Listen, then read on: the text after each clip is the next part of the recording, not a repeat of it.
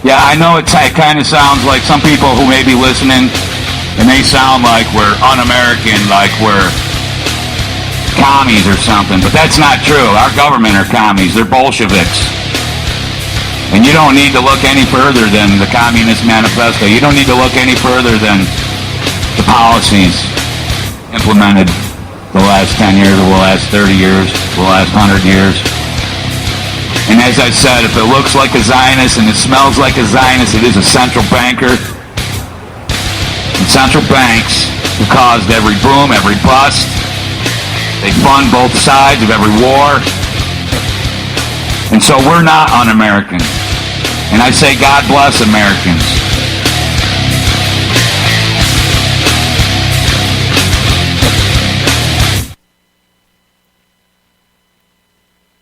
All right, yes, God bless Americans one more time. 46 years ago today. 46 years ago today. On June 8, 1967, a U.S. intelligence ship known as the USS Liberty was attacked brutally, suddenly, in international waters by air and Navy forces, wearing the designation of the Israeli military. They attacked with the full knowledge this was an American ship, then lied about it. For 40 years, the survivors have been forbidden to tell their story, have been threatened to silence. And we're going to cover some of that today, some of the other treacheries. But Pokerface at pokerface.com and Against the Wall recognize the treachery of the Israeli government. And today, on the 46th anniversary, we say a prayer.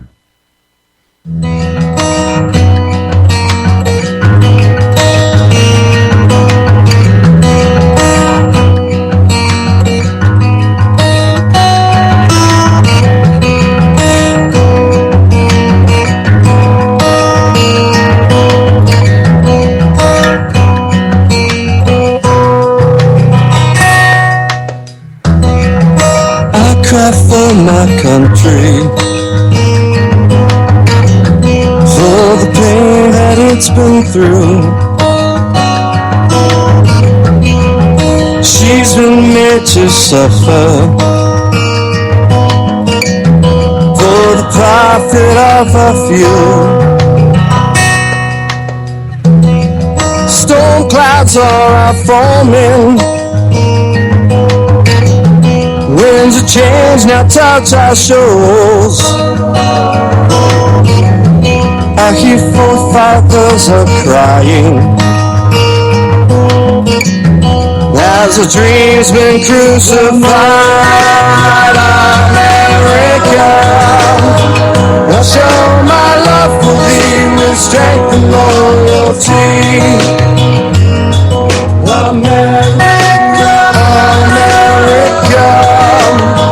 I'll show my love for you and all that I do. All that I do.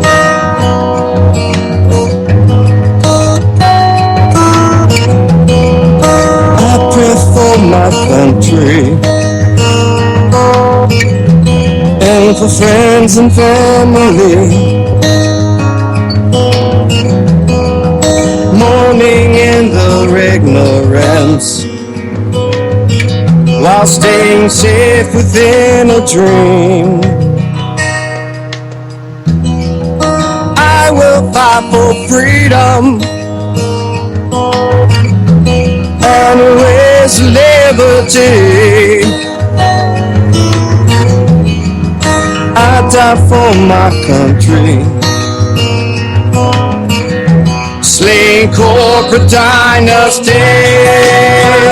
America, let's show my love for thee with strength and loyalty.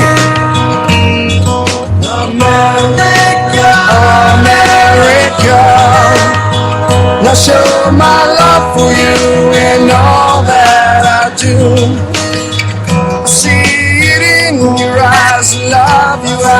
inside.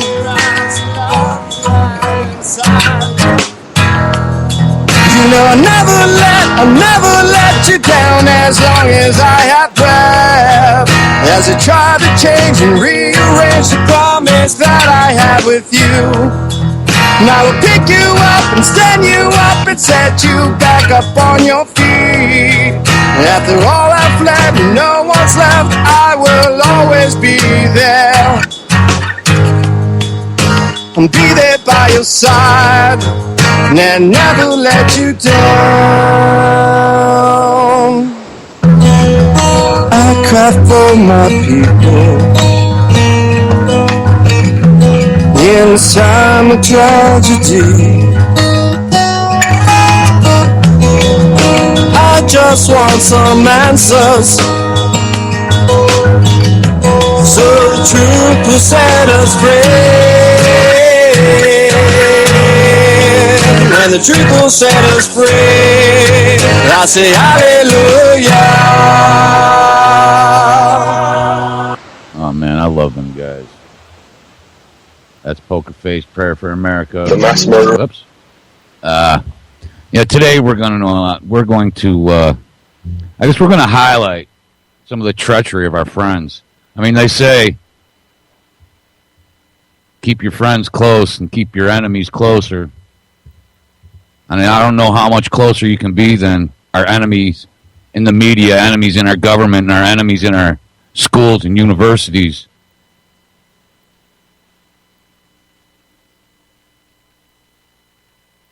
How much more close, how closer, how much more close, how much more closely can we hold them?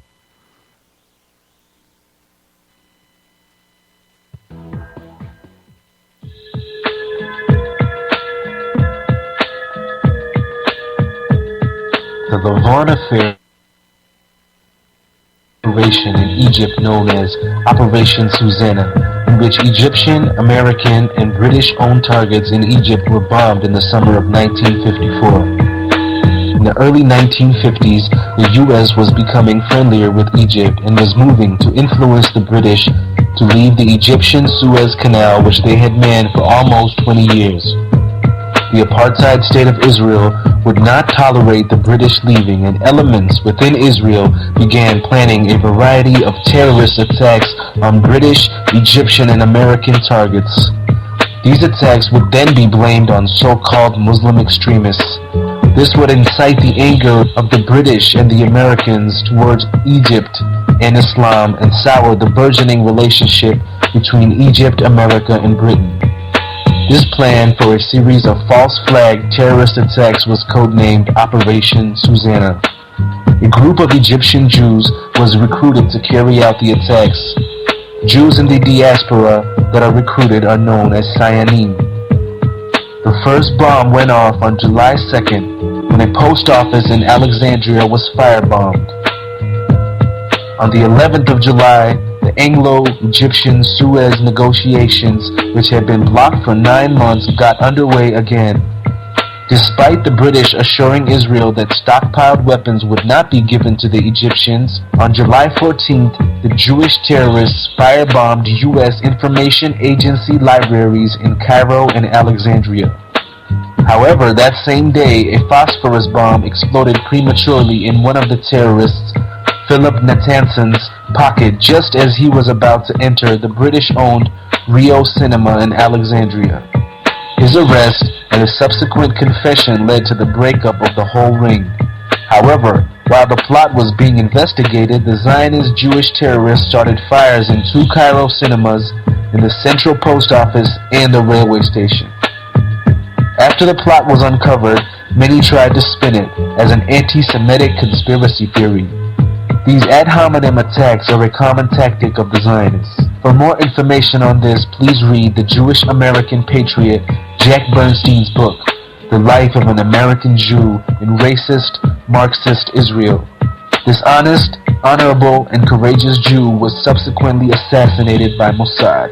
As the trial of the Jewish terrorists became more and more public, Israel was forced to do damage control. They claimed that the Egyptians were tipped off and allowed the attacks to happen. They also singularly scapegoated the defense minister Pinhas Lavon to prevent the exposure of the real group inside the apartheid state of Israel who planned Operation Susanna and several other false flag terrorist attacks.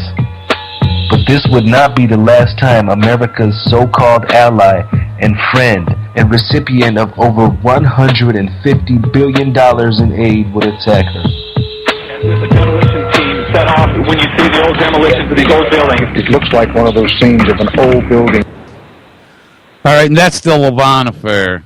These are the verifiable, well-accounted activities of the Marxist Zionists in Israel.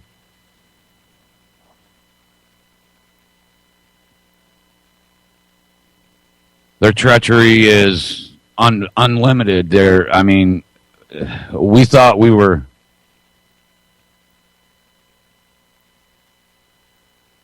being attacked by enemies, but we weren't. We're being attacked by friends. From World War II to Iraq. I saw the mass murder that Israel perpetrated on the Haram. Yes, I saw 5 of the martyrs, one with the bullet right in his head. I was involved in disarming in Iraq. 2 Israeli commandos. One of the Israeli commandos, I was able to remove his pistol. I took that pistol, I removed the bullets. They were live. I'm an ex-Marine. I served in the war. I know what live rounds are. Those were live rounds. I took the gun and I hit it and I gave the bullets to someone else. I was involved in disarming another Israeli commando, his assault rifle. We were able to separate him from his assault rifle. There were 3 Israeli commandos that we had complete control over. We had them in our possession. They were surrounded by at least 100, maybe 200 of us on the ship. They had no weapons. They were under our complete control. And I can tell you they looked at us like we were them. And they thought we were going to do to them what they did to us. They thought they were going to die. They thought they were going to die. But of course, we let them go. 450 members of Israel Armed Forces telling their government, hell no, we won't go.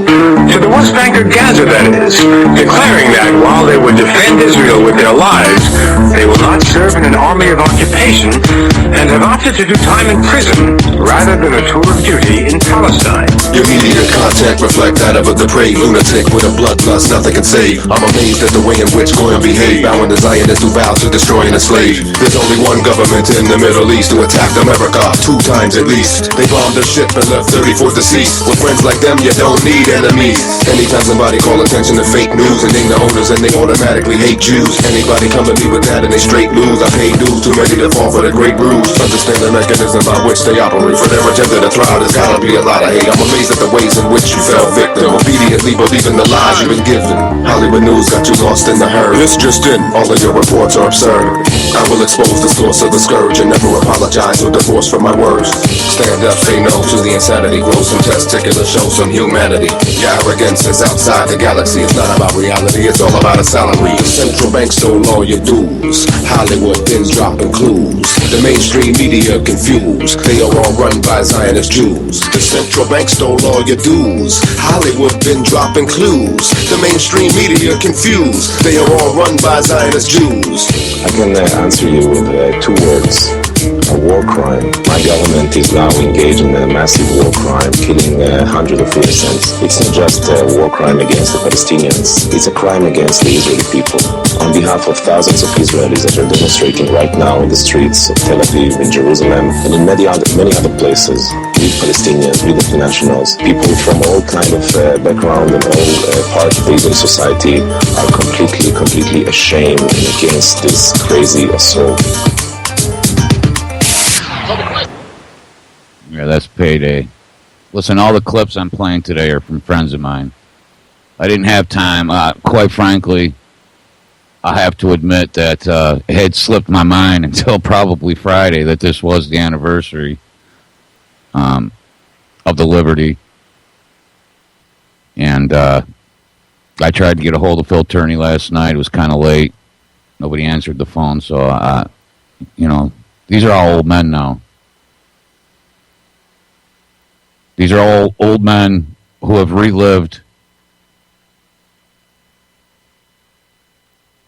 June 8th, 1967, over and over and over and over again, day after day after day. These men have to see their friends dead, blown in half, in their minds whenever they close their eyes. It can't go away. It won't go away.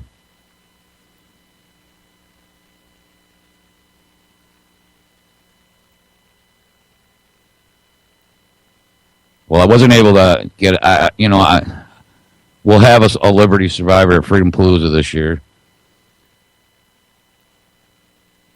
But here's some advice for anyone thinking about joining the military to go protect the interest of the Zionist bankers around the world.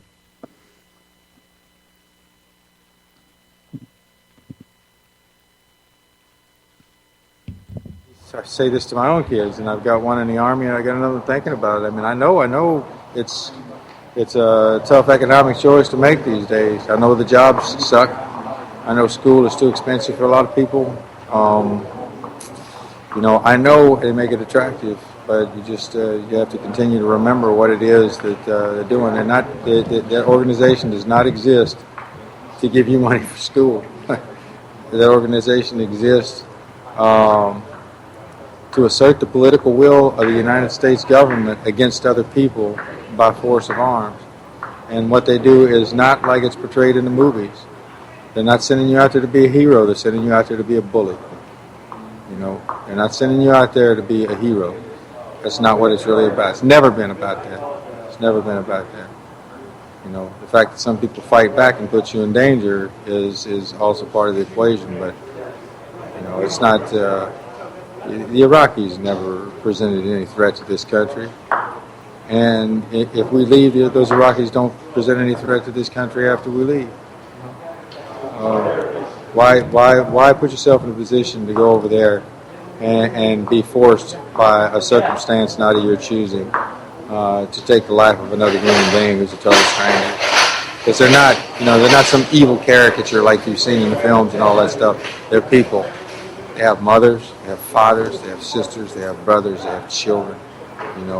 There's people that love them just like there's people that love them. And we all have the same enemy. And those people grieve when they lose them, just like people grieve if they lose you. That's maybe not as dramatic and as exciting, and clear cut, and easy to understand as the sort of simple binary world of good and evil that you get painted for you, but that's not the way the real world is. And in the real world, again, you have to live with the consequences of your decisions the rest of your life. Think hard. But I served in 8 conflict areas, and I raised my right hand 8 times, I raised my hand 5 times during the course of one career, and took an oath. And that oath was to protect and defend the Constitution of the United States from all enemies, foreign and domestic. I went to 8 conflict areas. I never met a single person who was an enemy of the United States Constitution. Not one. There are no enemies of the Constitution. I did spend a lot of time going out there again and becoming a political instrument, for transnational corporations, and to preserve American, military and political supremacy around the world. But that's not in the oath. That's not in the oath. There was nobody threatening the Constitution in Vietnam. There was nobody threatening the Constitution in Grenada, Guatemala, El Salvador, Colombia, Peru, Somalia, Haiti. I went to all those places. I never met anybody that was a threat to the Constitution or the principles of the Constitution, for that matter. I just met people, and they put me in circumstances where I had to do a lot of things that I wish I didn't have in my head right now.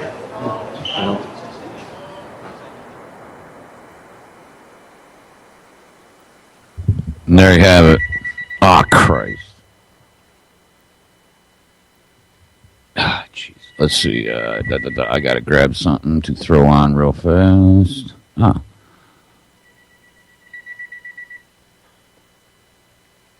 have to answer that in a little while.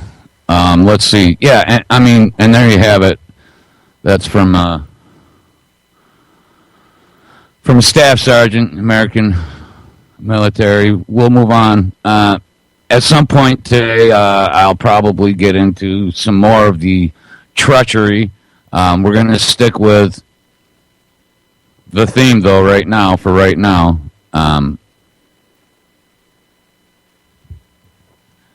9 hours. All right, now I have a couple of clips that I'm gonna play, and these are all and I'll give due to where the due is where due is due. I'll give credit to where due is due. I'll give credits due. You know what I'm saying. You know what I'm saying. Ernie Gallo, also, of course, Phil Turney are both survivors of the USS Liberty.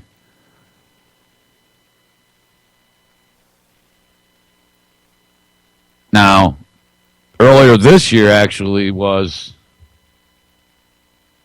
a national summit to reassess the U.S.-Israeli special relationship. Obviously, none of our politicians were there.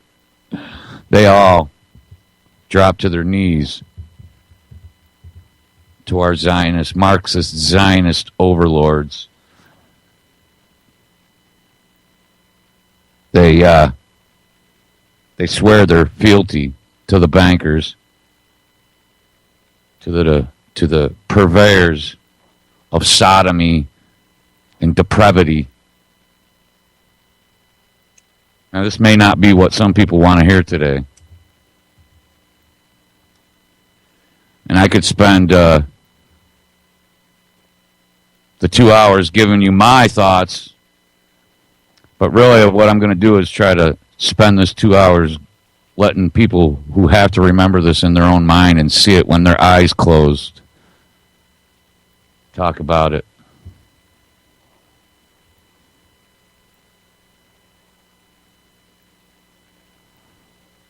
So, the special relationship with Israel.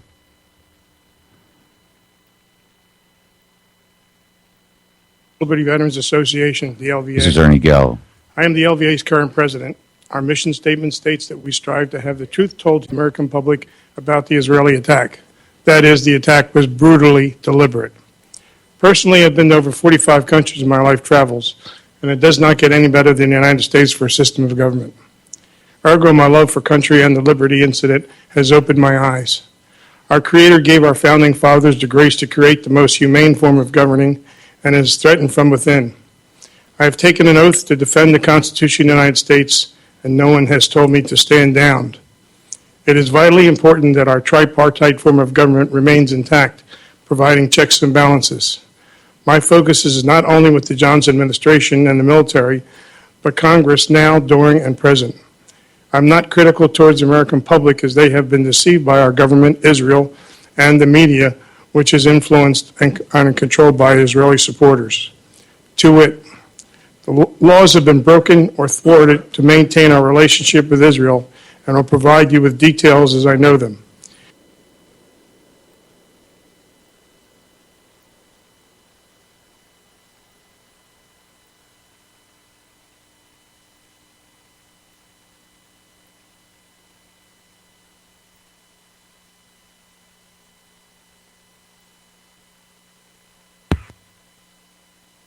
There Soviets that were in the area, and I was precedent and American naval history.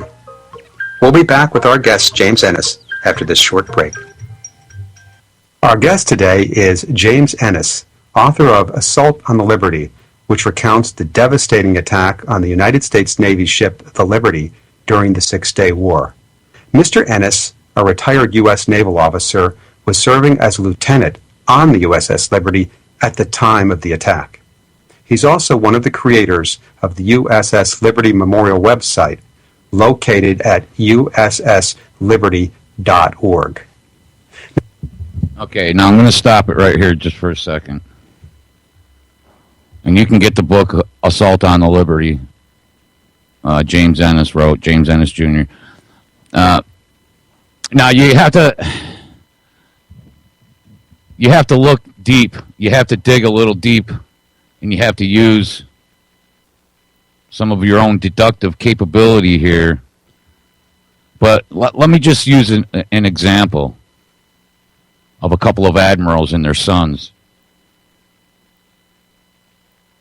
One a treacherous coward. The other an actually very growing in popularity with a growing underground following. Both their fathers were admirals. I'm talking about Senator McCain's father, and I'm talking about Jim Morrison's father, Rear Admiral Morrison. One quashed the USS Liberty, and the favor was returned to him. One wanted to expose the attack on the USS Liberty, and that favor was returned to him also. It's my opinion that Jim Morrison was murdered because his father's stance on the USS Liberty, the attack, the treacherous attack by our friends, allegedly, in Israel. And the other has become a national hero. A man who's killed more Americans than Al-Qaeda, John McCain.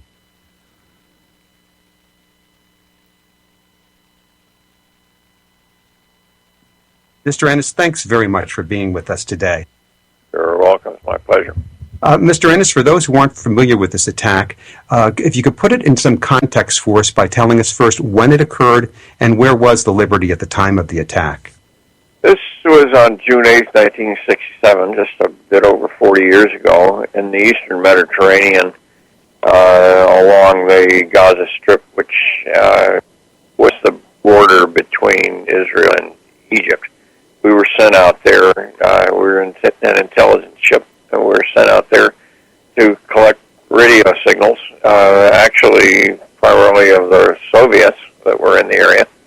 And I was officer of the deck on the ship that morning, 7 o'clock until noon, and so I brought the ship to the coast, and at about 12 miles from the coast, right, parallel the course, slowed the ship to 5 knots. We just proceeded down the coast. What was going on at the war at that time? The war had begun a few days before the attack on 5 June, correct? The Six-Day War is what he's talking about. Quiet. We knew that over the mountains there was some shooting going on, but where we were was quite peaceful. The visibility was unlimited. High in the sky, airplanes were flying over apparently toward the war. And Israel had been successful at that point in the war?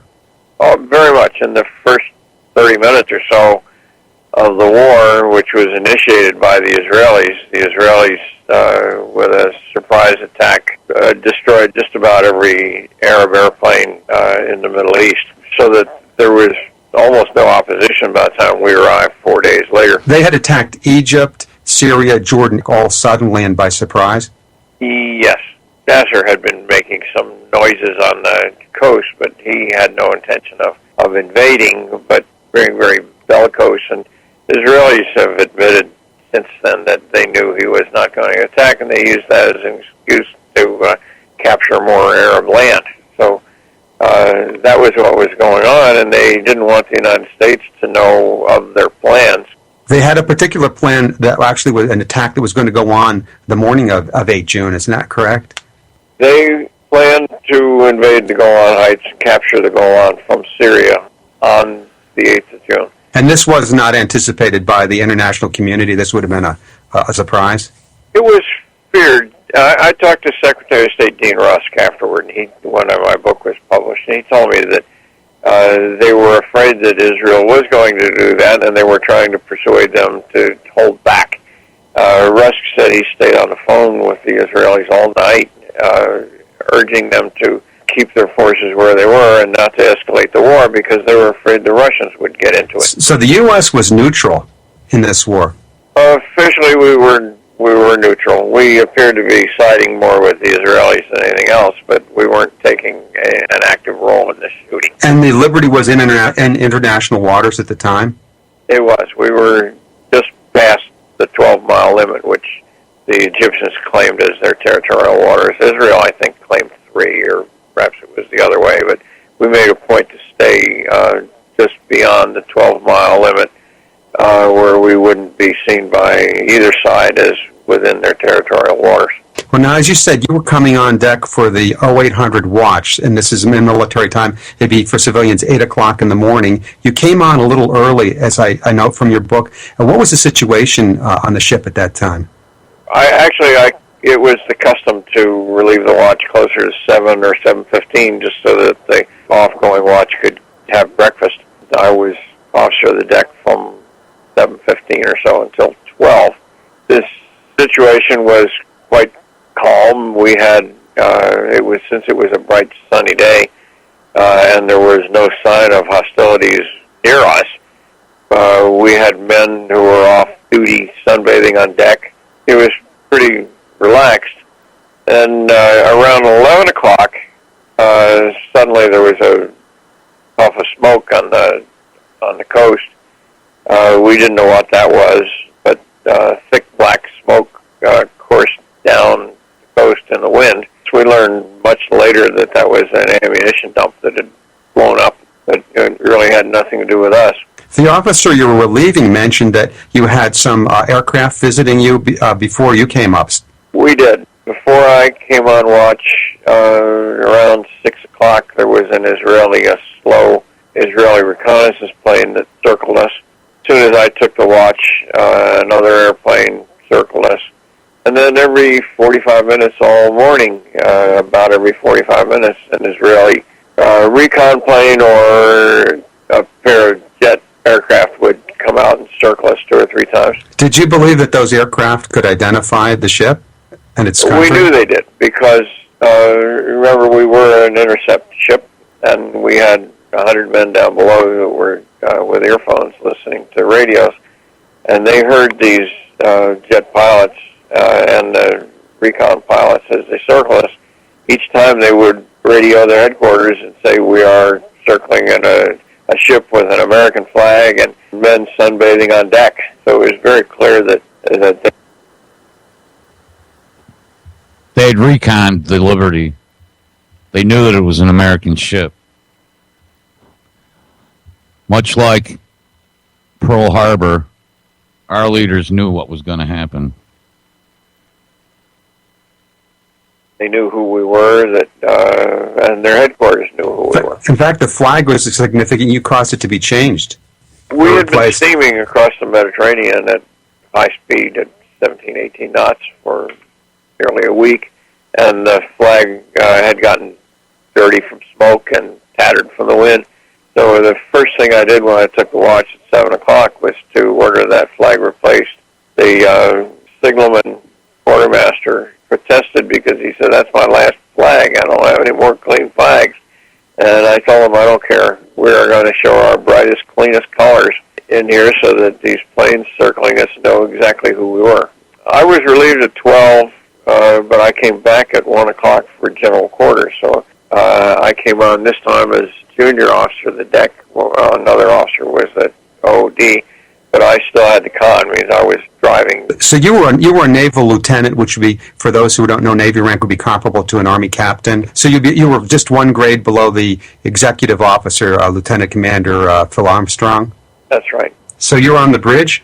I was on the bridge again from 1 o'clock until 2 o'clock. So at that point, I was junior officer of the deck, and I was still driving. During the morning, I was usually the only officer on the bridge. But for general quarters, the captain and several other officers were there for that occasion. We finally we finished our general quarters drill at just before 2, and suddenly, as I was being relieved, radar picked up 3 very fast boats approaching the ship, just coming over the horizon 15 miles away.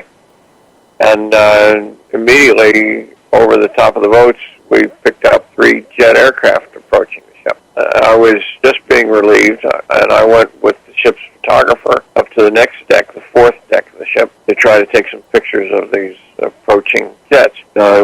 We had been, as I said, circled all day, and these were appeared to be more of the same. So I went up on the 04 level and along the starboard side of the ship. That's the right side. I could see these jets passing down the side. They turned left and made a big 180-degree left circle and came straight down the center line, straight at us. The photographer with a Nikon and a long lens on it was watching them through the lens, taking pictures, and suddenly they started firing. We had men in all four gun mounts.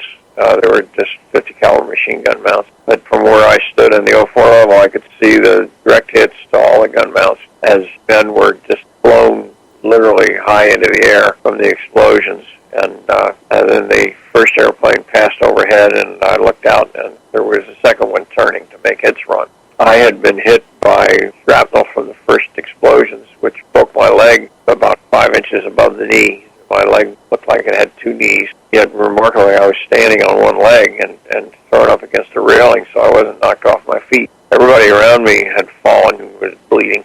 I was able to, on one good leg, I was able to hop down the ladder into the pilot house on the next deck, where about that time the second airplane hit and blew more holes in the pilot house, and there was blood and men on deck everywhere, and captain calling to send a message to the Sixth Fleet that were under attack. So Captain McGonigal, who later received the Congressional Medal of Honor, I understand, he immediately sent a request for help? That's right. Now, that was difficult as the attacking airplanes were jamming our radios, so it took a few minutes to get a message out, because all we heard was buzzsaw noises on the radio frequencies that we wanted to use. But we did, within about 10 minutes, we got a message out, and we got a reply from the carrier Saratoga that was about 300 miles away, and they said, we're sending port immediately. Remarkable thing there was that we later talked to Captain Tully. He said as soon as his airplanes got to the horizon, he got a message from Washington saying to get those airplanes back. Why did they call them back? We have been asking for 40 years why they called them back. The official story is that they called them back because the attack was over. Well, that wasn't true at all. There were two separate launches of aircraft. The first one that was launched almost immediately, those were called back. It was more than an hour later that they sent another set of aircraft to our aid, and those also were immediately called back. Now, the Navy story is that there was only one launch of aircraft that as soon as they were launched, they got an apology from Israel saying that it was all over, and that we didn't need help anymore, so they were called the jets. Now, I understand that, yes. That conveniently ignores the entire... At that point, there was already a 40-foot hole in the Liberty. She'd already taken hundreds and hundreds of cannon rounds. And so, yeah. At that point, they being the Israelis, were sure that ship was going to sink. Hour and a quarter or so that we were under attack. Well, you were first attacked, I understand, by Mirage fighter bombers, but they were then joined by Mystère jets that went to napalm. That's right. The Mirages actually exhausted all their ammo and armament, and they left the area and were immediately replaced by Mystères carrying more cannon and napalm, and so they continued the... Isn't it unusual to hit a ship with napalm? I think it is. They may have carried napalm because they used it a lot against the tanks in the desert, but it's probably unusual, but it's also pretty lethal since they had already punched close to 821 6 and 8 inch holes in the ship with their rockets. The napalm would then slosh into the rocket holes and cause fires inside. It was pretty exciting. Yeah, you say in your book, quote, the entire superstructure of the ship burst into a wall of flames, end quote. That's quite so. And you had quite a few casualties at this point, but this wasn't the end of the attack. You then, 1424, which would be 224 in civilian time, you had a surface attack from boats, right? Well, that was 235, actually, that the torpedo hit, and that was followed immediately. They fired 3 torpedo boats that the ones that we had first seen when we first saw the aircraft. Those arrived at 2:35, fired 5 torpedoes. Fortunately, missed with 4 of them. One of them blew a 40-foot hole in the side of the ship, killed 25 more men in addition to the 9 who were already dead and dying from the aircraft attack. That flooded the large center compartment of the ship that held our intercept team, and very nearly took us down. The ship took on a considerable list from all the water we had. You write they continued to circle the ship after launching the torpedoes? Yeah, and that's where, you get into the deliberateness of the attack. The Israelis' story, which they told the United States, was that at that point, as soon as they launched the torpedo, they saw our American flag, recognized us as an American, and never fired again. And that is total falsehood. They fired the torpedo. 3 boats came within 50 feet of the ship by the stern, where our name was marked in large English letters, hovered around there for a few minutes, and then they circled us on and off for the next 40 minutes, firing at anything that moved. They fired on stretcher bearers on the main deck and bridge personnel. By this time, we had an oversized American flag. The one that I had hauled up had been shot down, was immediately replaced with the holiday colors, which were about 8 by 12 feet. So that flag was clearly shown, and our name in English. I mean, consider the difference between an Arab warship and an American Navy ship. We have our name in English on the stern and 10-foot high letters GTR-5 on the bow. They claimed they thought we were the Egyptian horse carrier El Quasar, which was waiting to be scrapped, port at Alexandria. They claim that they mistook the Liberty for an Egyptian ship that was being scrapped? Yes. The El Quasar was a horse carrier for the Egyptian cavalry. It was 265 feet long compared to our 450 feet or 540 feet. It looks nothing whatsoever like us, and they certainly knew that it was in port being scrapped. But when we didn't sink as we were supposed to, they needed an excuse, so they said that they thought we were the El Quasar. You also lowered life rafts in anticipation of a need to abandon ship. What happened then? We launched life rafts at 3:15. They immediately came closer, machine gunned the life rafts in the water, took one of them aboard, and left for a few minutes with that because we were being promised that 6th Fleet aircraft were on the way, and they were obviously afraid that they would be counter the jets from the 6th Fleet, so they left. At that point, they started sending, "We're so sorry, we thought it was an Egyptian ship. We apologize for the mistake," messages. How many casualties did the Liberty suffer? 34 dead and 174 wounded. That number varies because there have been men within the last couple of years who have gotten Purple Hearts for wounds that weren't recognized for Purple Hearts at the time, but there's 174 wounded and 34 dead. So as I understand it, that's about 2/3 of the whole crew was either dead or wounded? Yeah, we had 297 men total. Did you know they were Israelis by the end of the attack? Most of us didn't. The airplanes that attacked us were not marked, and that's another indication that it was a deliberate attack. And nobody saw markings on the attacking aircraft. The attacking motor torpedo boats apparently had a small Star of David flying, but that was not seen by very many people, if any. Little was known about who was attacking us until we heard it on the radio from picked up a broadcast from the BBC. But the Pentagon and the Johnson administration accepted the Israeli apology and their explanation that it was not on purpose?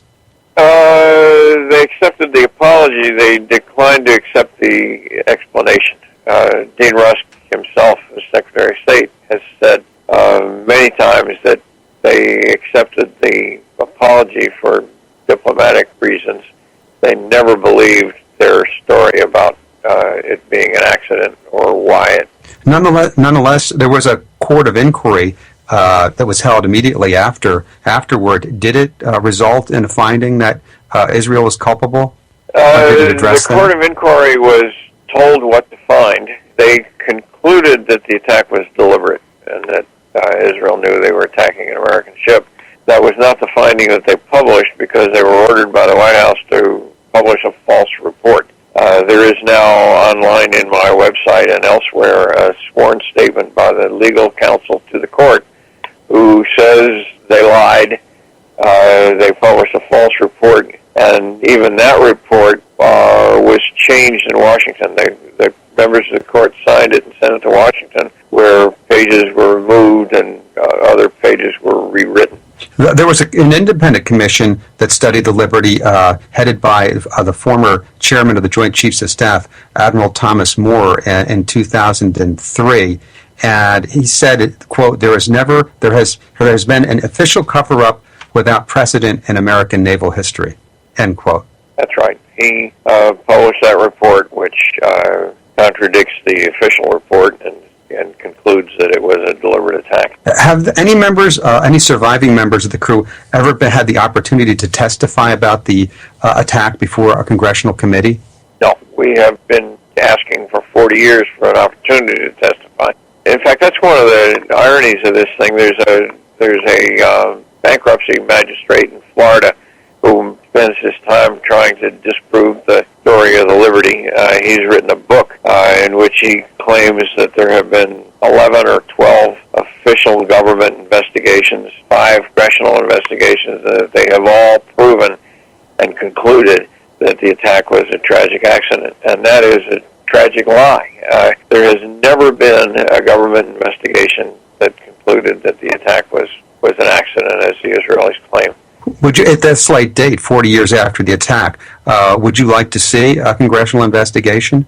We still ask for that. Nobody will give us that. We thought when the attack first occurred that the lies that were obviously being told by the Israeli government would be corrected when we had a chance to testify. But we were never allowed to testify. We were not allowed to tell our stories even to the Navy Court of Inquiry. And after that, no member of Congress ever held hearings. Our story was never legally, officially told anywhere in government. Can I ask you one last question? And that I take that from an excerpt from the commission headed by Admiral Thomas Moore, 2003. He said, quote, a danger to our national security exists whenever our elected officials are willing to subordinate American interest to those of any foreign nation, end quote. Could you give me your thoughts on that? Oh, that's absolutely the case. In a situation like this, here we have a small foreign power that deliberately attacked an American ship, killed 34 men, and Congress won't even talk to those 34 men. They take at face value the excuse by the attackers and don't even listen to or allow the victims to tell the truth about what happened. The only way we have ever had a chance to tell a story is in places like this radio show and an occasional book or letter to the editor. The people who attacked us are much better financed and more numerous, and every time we tell a story, the bad guys are out there calling us liars. We can prove everything we say, and Congress won't listen to us. We don't have an opportunity to tell our story very much. Well, thanks very much for being with us today, Mr. Ennis, to tell the story. This is Ken McDermott Rowe, and I've been talking to Mr. James Ennis about the Israeli attack on the USS Liberty during the Six-Day War. I'll be back in a moment with some final thoughts.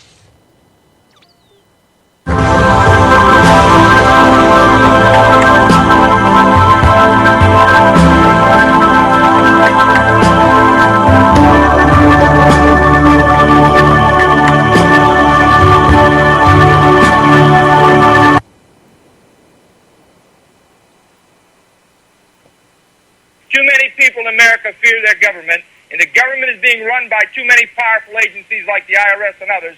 I think it's time the people take the country back through their representative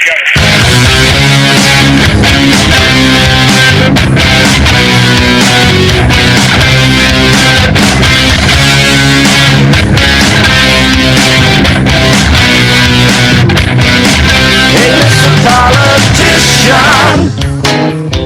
living on that hill, living in that we the people's bill. Don't have a clue how the other half lives, and that is a shame. It's time to stop the tyranny. You keep pushing through your bills, calling for revolution, calling for it now. It's time to save our Constitution while we still got the guns in our hands.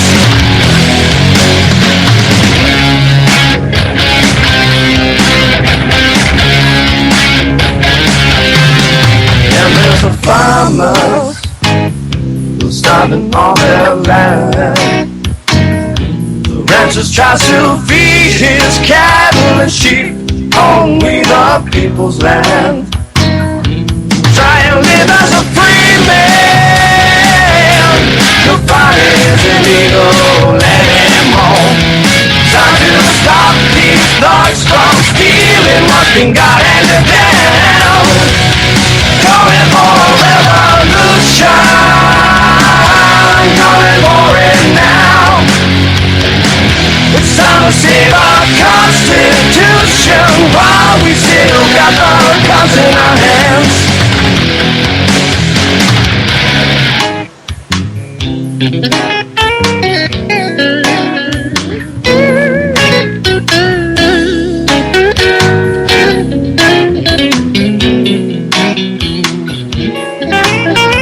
Now is the time to turn back the clock of a tyranny. Or if we don't, then who will do it for ourselves? And how about our children? What kind of future will we give them? And if we won't, we'll wake up slaves on the global plantation, calling for a revolution, calling for it now. It's time to save our Constitution while we still got the guns in our hands. Calling for a revolution, calling for it now.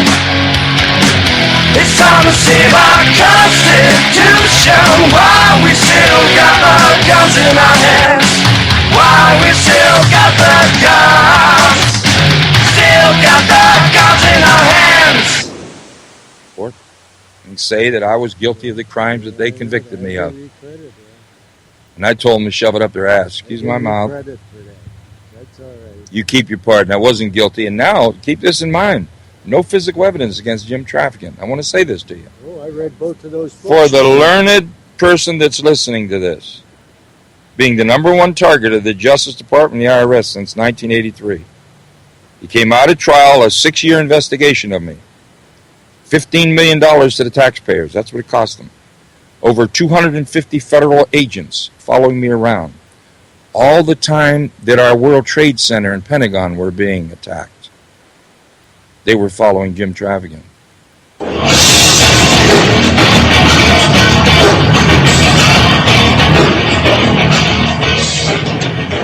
They voluntarily admitted at trial that they made no tapes, audio or video, on Jim Trafficking. Now, if you believe that, then I've got some swampland in Florida. And the reason is very simple. It's like a former Secret Service guy, Mike Robertson, said. Trafficking committed no crimes. And he could have used all their boxes of tapes against them. They're all exculpatory. And that's where it is. And now it's coming out to pass where several people admitted they were pressured to lie. Several admitted to others confidentially that they lied. The government wouldn't allow their testimony. Now a juror is very upset because he wasn't able to hear the testimony of those people. So here you have a man that was convicted, if I were guilty of those crimes, with no evidence. Well, how about the FBI? Unbelievable. Well, I wasn't locked out politically. I was put in prison. They couldn't have beaten me with a gun. Now they redistricted here. I have no money to keep me off the ballot with a funny count. There's only 7 weeks left with no campaign fund. So they did a pretty good job on me. And we've got a corrupt system. I was the number one target in the country, the Justice Department, the Internal Revenue Service, and American Israeli Public Affairs Committee. I brought home John Demjanjuk from Israel. I proved he was innocent, and they've hated me ever since. And they finally put me in prison. They have a stranglehold on it. I said that on the Greta Van Susteren show when I got out. I was probably the hottest interview in the country. But when I made that statement, you didn't see me on TV no more. I believe that Israel has a powerful stranglehold on the American government. They control both members of the House and the Senate. They have us involved in wars of which we have little or no interest.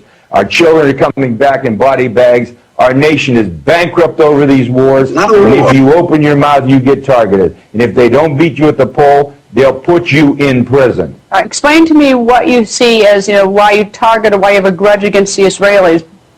The grudge is not necessarily a grudge. It's an objective assessment that no one will have the courage to speak about. They're controlling much of our foreign policy. They're influencing much of our domestic policy. Wolfowitz, as Undersecretary of Defense, manipulated President Bush #2 back into Iraq. They pushed definitely to try and get Bush before he left to move into Iran. We're conducting an expansionist policy of Israel, and everybody's afraid to say it. They control much of the media, they control much of the commerce of the country, and they control powerfully both bodies of the Congress. They own the Congress. Are you an anti-Semite? No, I'm not. That's exactly what they're going to say, and I expect that. What I am is an American. You see, I think America comes first, and we have a one-sided foreign policy in the Mideast. But when I made that statement, you didn't see me on TV no more. Now, let's just think about how powerful they are. Look. Just think how powerful. Yeah, let's just think how powerful they are. They have the ability through their AIPAC to lobby Congress, to lobby government, through their hate groups, the ADL and the SBLC. They can label and name any American organization, any American community or gathering radical, anti-government, right-wing. This weekend, a few troublemakers turned a peaceful protest against Wall Street greed into a violent burst of chaos. The troublemakers... Has it ever occurred to you that you're just as much a prisoner as I am? Oh, my dear chap, of course, I knew too much. We're both lifers. I'm definitely an optimist. That's why it doesn't matter who number one is. It doesn't matter which side runs the village. It's run by one side or the other. Oh, certainly. But both sides are becoming identical. What I thought has been created an international community. A perfect blueprint for world order. When the sides facing each other suddenly realize that they're looking into a mirror, then we see that this is the pattern for that. You've never heard of me?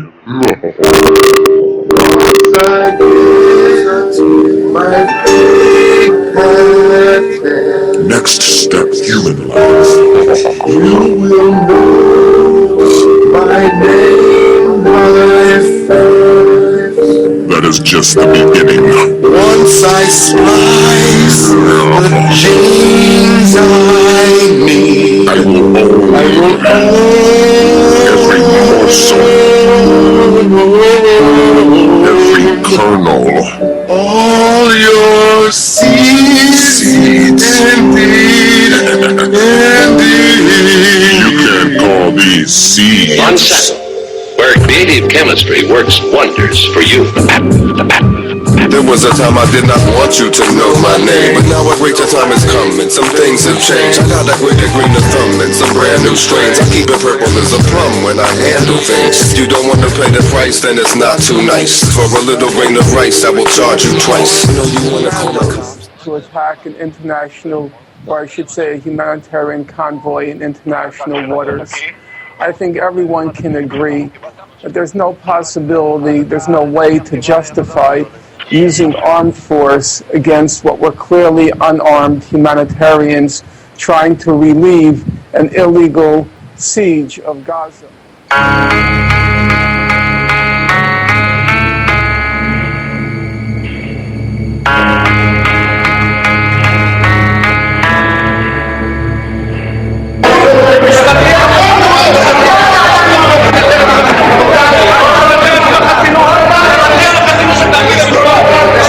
Treachery continues.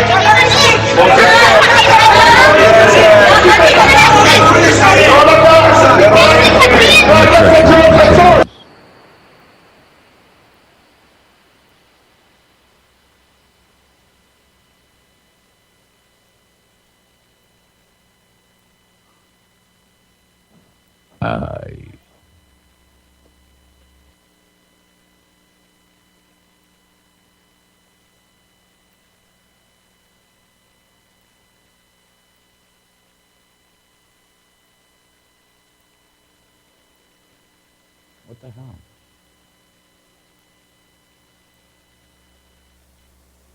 It's a matter of controlling of the matter exact. It's a matter of The House Committee on Assassinations was trying to say that Oswald had done it, and with a hole in the back of the head, if you're being... They got to know at some point. Not a war, it's a pageant. We need a theme, a song. This weekend, a few troublemakers. Oh, sorry about that, guys. My finger just started. Let's finish this clip here. They're controlling our foreign policy. They're controlling our domestic policy. Yes, and I believe they are. Hear me now. I believe they control the Senate and the House Foreign Affairs Committee. That's insane. And they're controlling our foreign policy. Congressman, that's conspiracy. But does the U.S. follow Israel's orders? Abso-freaking-lutely. If they say, hey, don't do this, the Bush doesn't do it. It's unbelievable. You think any other ally has that kind of power over the U.S.? Not even. The harlot, the United States of America, who brings the beast Israel to power, is starting to buck against her master, which will end with Israel destroying this country when it no longer needs her. Because they are us, and we are them. On this subject, there is only one line of division. Only one. It's not a line of division between Muslims and Jews. It's not a line of division between Arabs and Jews. It is a line of division between those who stand for the equality of all and those who stand for the supremacy of some. And that government... Can't shut my mouth till the smoke clears out. And my eye, her house, I'ma rip this shit till my bone. Till the roof comes on, till the lights go out. All right, moving right along. Back in 2006, more treachery. And then we're going to go back to the memoriam. In 2006, I talked about, and a lot of other people talked about, Israeli snipers killing U.S. troops in Iraq, pinning the blame on insurgents. I covered this a couple of times. What, oath, and when? I mentioned it. Trying to blame it on insurgents in order to piss off American soldiers. So slaughter, so that the animosity can continue. So that things can't get better.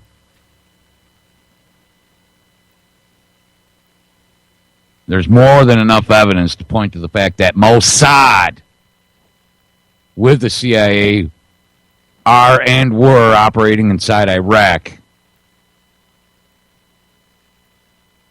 Remember the video Anderson Cooper showed of snipers killing U.S. troops in Iraq? Well, it turns out those were Mossad, Israeli troops dressed as Arabs, as Iraqi forces. That's treachery. Those are our enemies. banking, education. Those are the two things that need the most reform.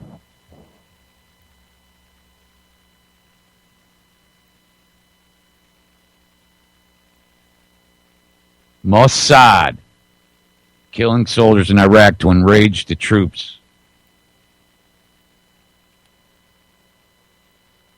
Pressure on Rear Admiral Morrison.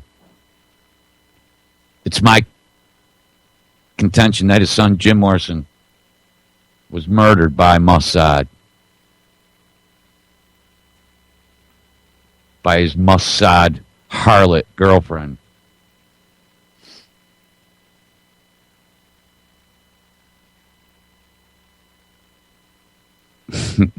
Hollywood too.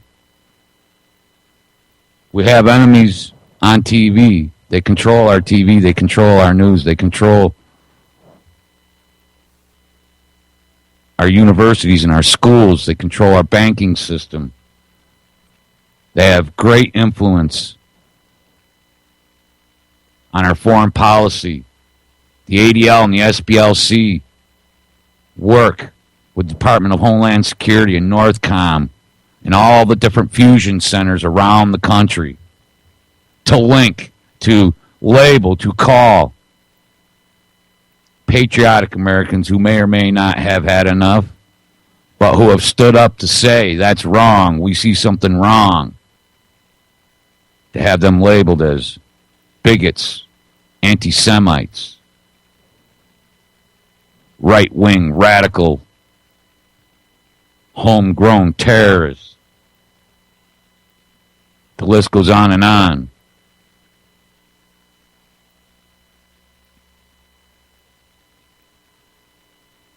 The list does indeed go on and on and on.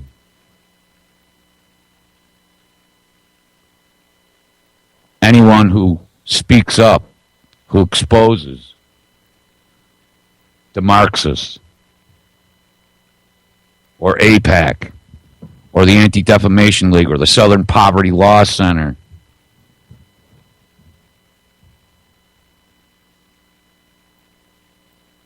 is labeled a terrorist, is labeled a hate monger, is labeled an anti-Semite.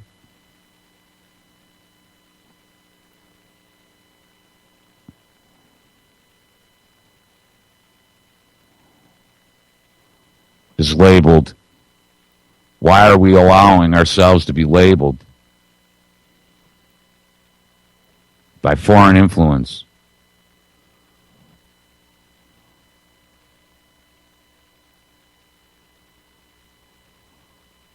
To all the people who love their country, to all the people who love their humanity,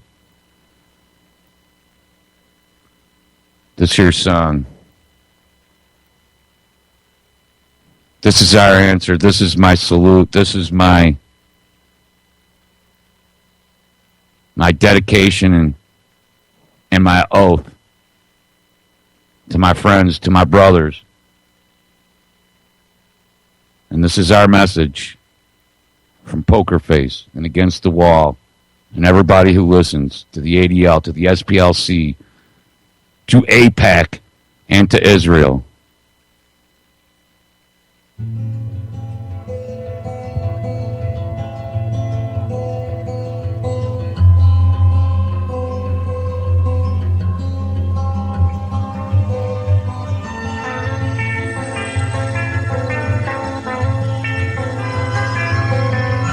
To anyone that would hold us down, to anyone that would tell us what to do and how to act and how to think, what to eat.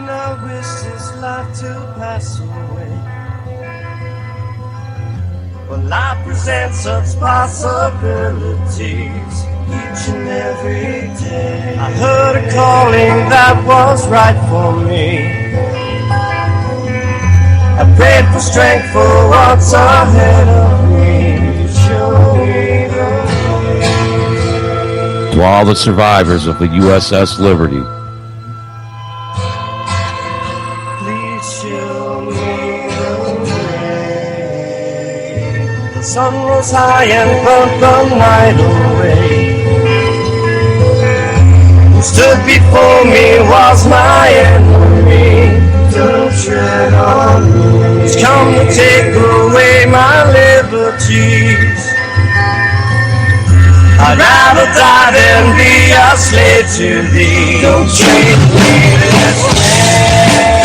I'd rather die than be your slave. I will survive. Can you feel my rage?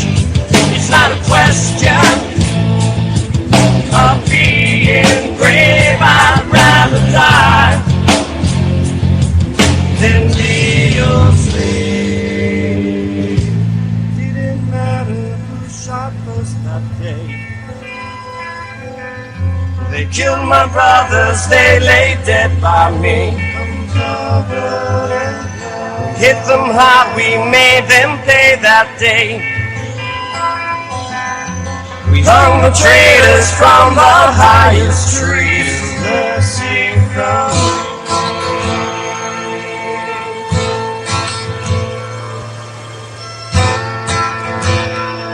mercy from me. We lost a lot, our pain was heavy.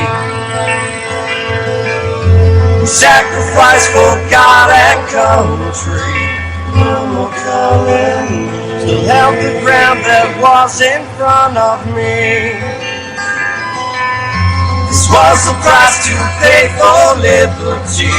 Still you hear me say, I'd rather die than be your slave. I will survive. And you feel my rage. It's not a question of being brave. I'd rather die than be your slave.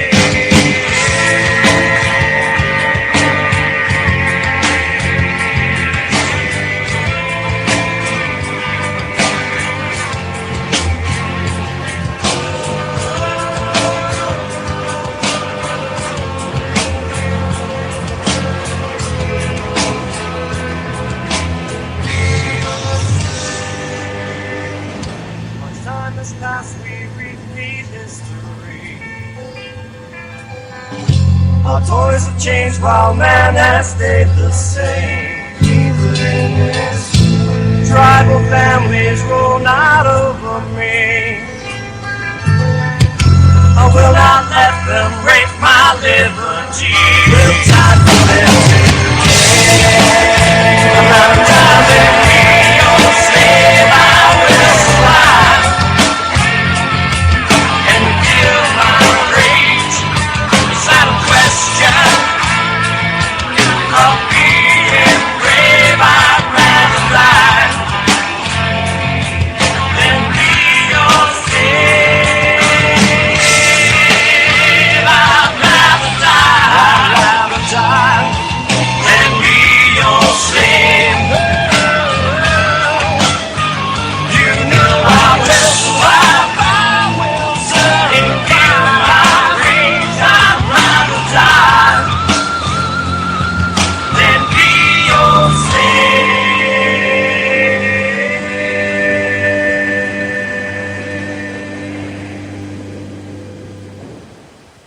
All right, now we can go back to Ernie Gallo and his presentation at the National Summit to reassess the U.S.-Israeli special relationship.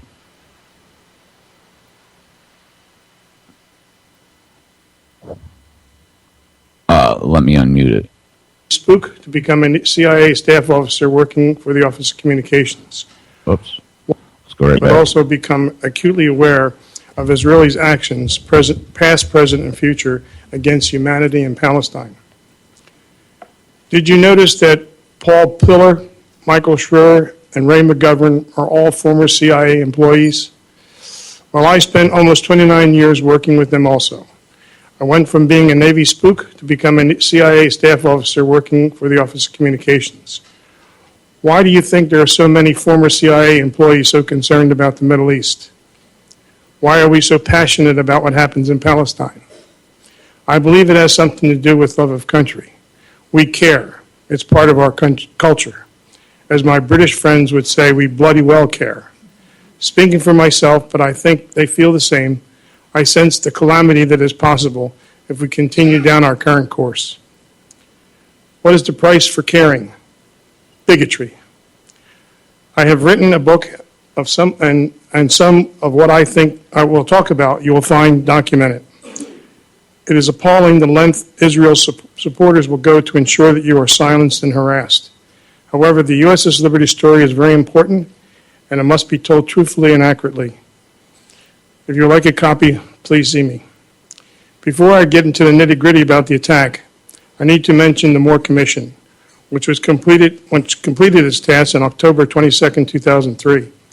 The commission was made up of Admiral Thomas Moore, U.S. Navy deceased, who was the former chairman of the Joint Chiefs of Staff and Chief of Naval Operations, General Raymond G. Geis, Marine Corps deceased, Medal of Honor recipient and former Assistant Commandant of the Marine Corps, Rear Admiral Merlin Starring, U.S. Navy deceased, former Judge Advocate of the Navy from 73 to 75, and Ambassador James Atkins, deceased, former U.S. Ambassador to Saudi Arabia. The mission, findings of the Independent Commission of Inquiry into the Israeli attack on the USS Liberty, the recall of military rescue support aircraft while the ship was under attack, and the subsequent cover-up of the United States government. The Moore Commission is the benchmark identifying the Israeli injustices that our government will not address. I am a Liberty survivor. What does that mean, and how does that work into the reassessment of our relationship with Israel? I survived the 2-hour Israeli attack on the U.S. Naval Intelligence ship USS Liberty AGTR-5.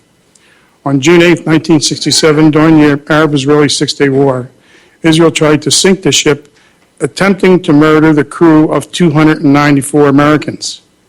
They launched 5 torpedoes, but our captain, William McGonigal, assertively dodged 4 of them.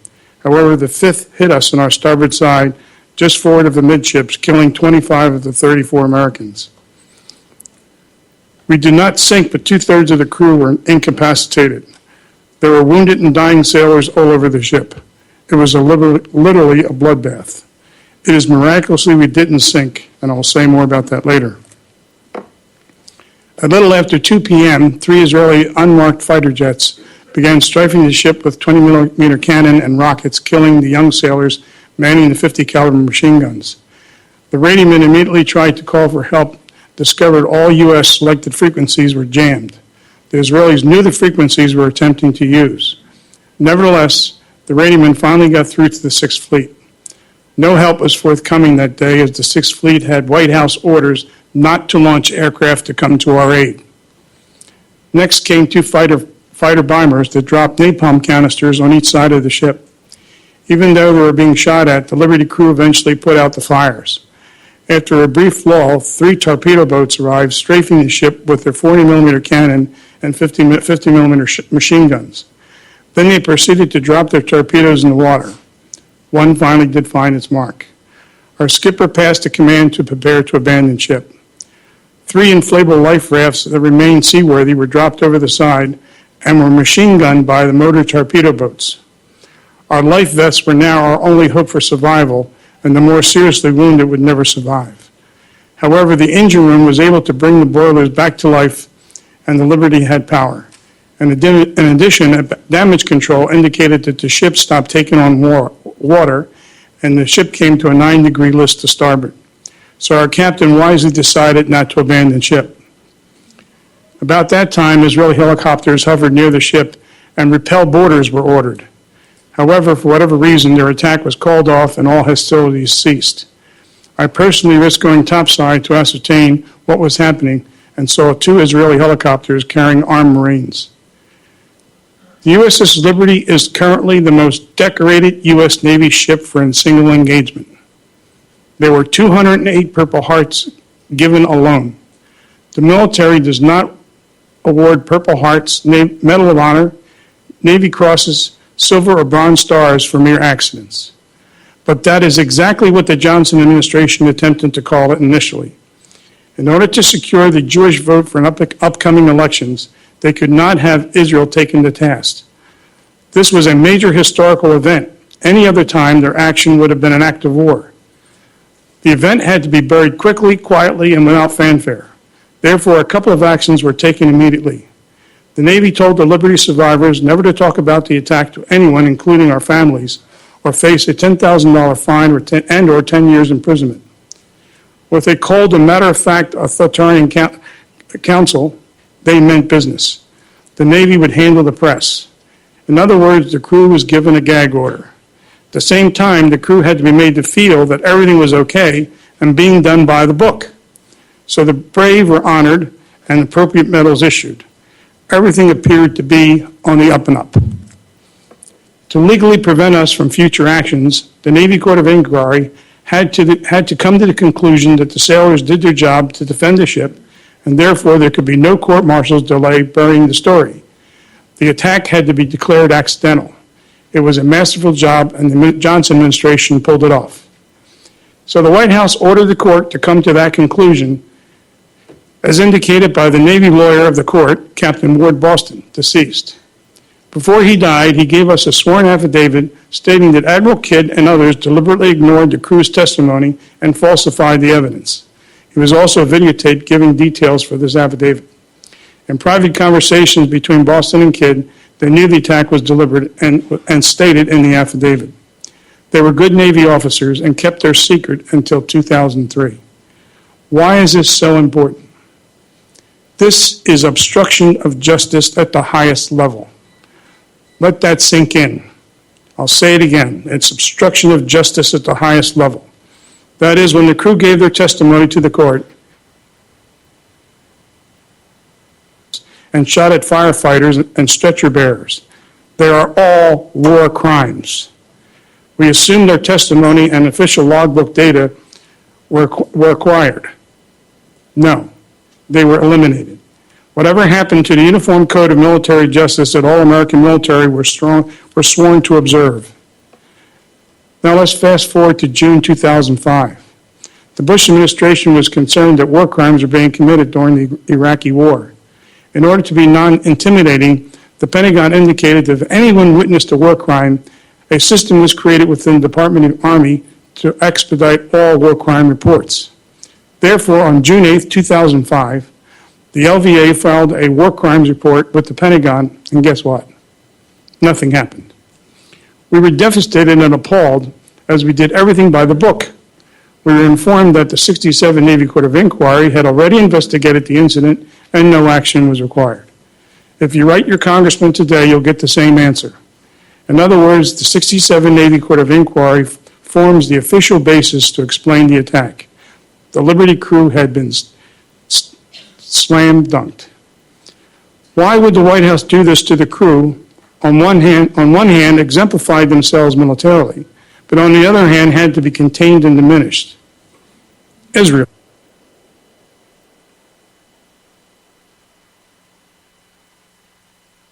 For example, our skipper, Captain William McGonigal, was awarded the Medal of Honor, not by President Johnson at the White House, which is the custom, but at a low-level ceremony at the Washington Navy Yard by the Secretary of the Navy. No press was invited. Are you starting to get the picture? We now know the order came from Maish Dayan. We have declassified CIA cable exposing his order. One of the generals in the room that morning explained, this is pure murder. But they went ahead as the order came from the defense minister until an IDF Navy admiral later gave the order to stop the attack as the ship refused to sink. You see, their war plans included taking Syrian territory, the Golan Heights. By June 8th, the IDF had taken out the air forces of Jordan, Egypt, and Syria, captured the West Bank, East Jerusalem, Gaza, and the Sinai, but not the Golan Heights. In the meantime, the Soviets were going crazy as Egypt and Syria were their client states and Israel was kicking their behinds. The Soviet Prime Minister Brezhnev indicated to Johnson that they were ready to enter the war with paratroopers at the ready, and worse, if Israel did not stop acquiring their client's land. So Johnson passed that concern back to Israel, insisting that they come to the peace table, ending hostilities. We certainly did not want the Soviets involved. However, Dayan was not finished yet, and the Liberty could be intercepting Israeli military communications moving troops out of the Sinai to the Syrian border. Secrecy was essential, and he was concerned our intelligence would be shared with our allies friendly to Egypt, and therefore, if found out, Egypt could counterattack and take back the Sinai.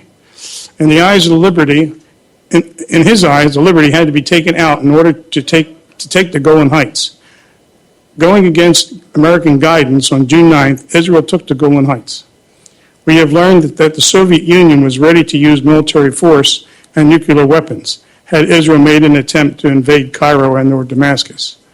My point is a belligerent Israel important enough to risk American cities being annihilated by Arab nuclear weapons today? No. A belligerent Israel is not worth it. It is only a matter of time that fanatical Islamics will have nuclear weapons. It may not necessarily be Iran. What if nuclear Pakistan falls into the hands of fanatical Islamics over injustices in Palestine? Fanatical Islamics are not stupid and are analyzing everything we do in the Middle East. In order for Americans to be united when it is absolutely necessary to defend the defense of this wonderful country of ours, we better behave in an upright and honest manner. Protecting a belligerent Israel and its apartheid is not a just ideal. Why can't Congress understand Israel does not want peace in Palestine? Isn't it obvious? Okay, then, and who is responsible for the dangerous track we are currently traveling? In my opinion, Congress, the mouthpiece of the American public. With that said, our Constitution, thank you. With that said, our Constitution states in Article 1, Section 8, that Congress shall investigate all American Navy ships attacked on high seas during peacetime. When the Constitution was written, piracy was a concern. History indicates they have done so for every incident except one, the USS Liberty. Liberty crew, as well as the Liberty supporters, have written and had one-on-one conversation with congressmen about providing justice, not only to the crew, but more importantly, the 34 who were killed in action. For almost 47 years, their response has been empty and dismal. So why is this important? Because our system of checks and balances, an objective and independent Congress, might not come to the same conclusion as the military, which comes under the executive branch, especially if the commander in chief wanted to create a war-like situation or dodge a situation that warrants a military or diplomatic response. The military does not disobey orders from the president. If the president's political controls both houses, then Congress can stand down if so directed. How did our Congress get this way? What happened to our sense of values? I can tell you from negative congressional replies we have received over the years that without the crew's testimony under oath, pertinent information has been buried or destroyed that would prevent an objective and independent investigation. The Liberty crew is not getting any younger, but our memories are clear and honest. Our collective families taught us to be that way, and that is why some of us were selected to serve in the Naval Security Group. During the interim, the Liberty crew are called anti-Semitic, conspiracy theorists, and worse by Israeli supporters because we refuse to lie about the attack. The Navy League and the American Legion have indicated they favor support for Israel by discriminating against Liberty crew. The bottom line is because of Congress's lack of backbone to investigate the Liberty incident bolsters the bigotry we suffer. I hope I've convinced you that the Liberty story is vitally important, but if not, I want to leave you with a thought. I have stated before that all Navy accounts, the Liberty should have sunk with all hands lost. The torpedo hull alone was 35 by 40 feet, and most of it was below the waterline. The torpedo hit the ship at the only place that would not break apart or explode our boilers. Even with the power of Washington, James Ennis, our division officer, had the courage to write a book and get it published in 1979, despite the Navy's gag order. Do you think that some of the Pentagon knew the Liberty crew was getting shafted and wanted to do the right thing? In conclusion, I must end this with a spiritual note. I have prayed about the attack, and the guidance he provided me is clear realization how important the Liberty story is to our nation, especially since Israel does not want peace. There are 34 Liberty souls who are screaming for justice, not only for them, but also the American public who are being duped today. For their sake, please become aware that most congressmen are reluctant to do anything negative against Israel or have a firm belief that Israel comes first. Americans must take Congress back to objectively do the right thing all the time for America and humanity. For the sake of our grandkids and the pre-67 America we knew, I pray your effort is successful. God bless America. The last President of the United States of America. The very word secrecy is repugnant in a free and open society. And we are, as a people, inherently and historically opposed to secret societies, to secret oaths, and to secret proceedings. We decided long ago that the dangers of excessive and unwarranted concealment of pertinent facts far outweighed the dangers which are cited to justify it.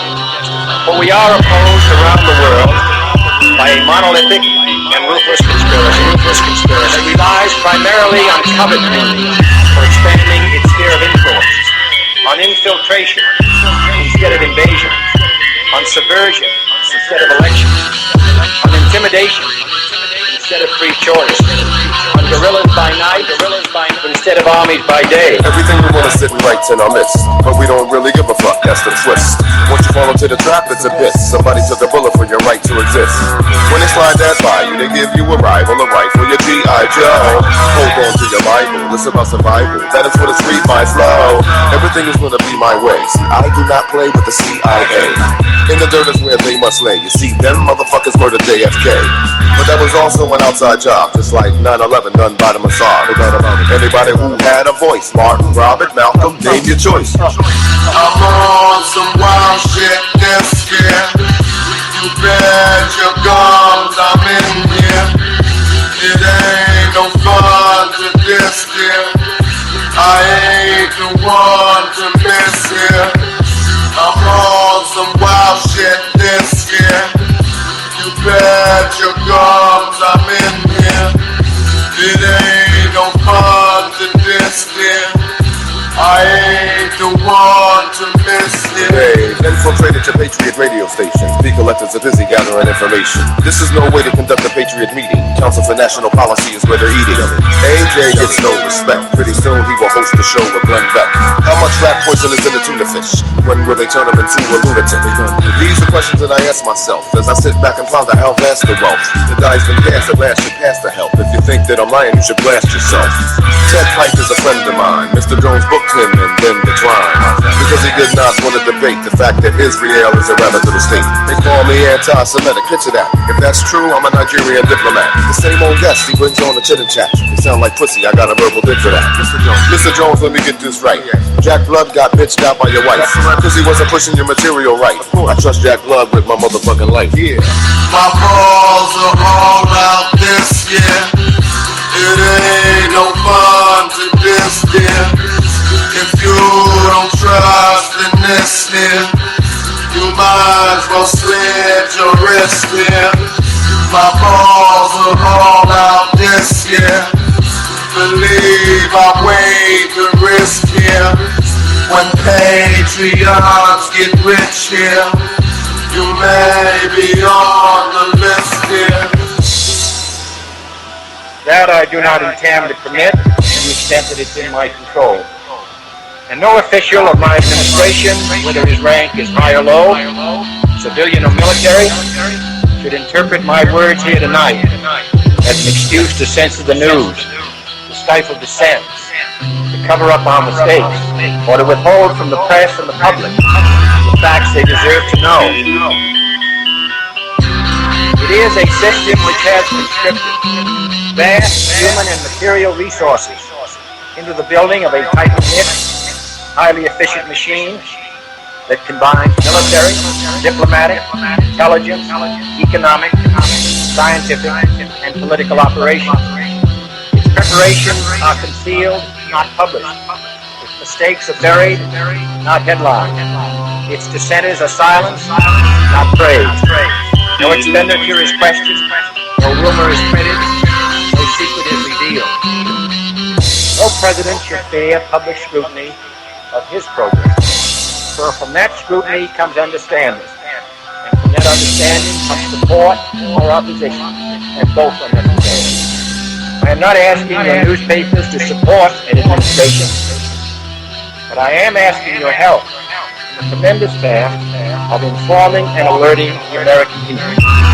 For I have complete confidence in the response and dedication of our citizens whenever they are fully informed. For we are opposed around the world by a monolithic and ruthless conspiracy. For it is no longer far away and foreign, but close at hand and local. Payday Monsanto. My friend, Payday. Don't think he's going to be around. He lives in, I think he moved to the West Coast, so, but we had him at the first two Freedom Paloozas, and he is now and always will be my friend. Even my mom likes Payday.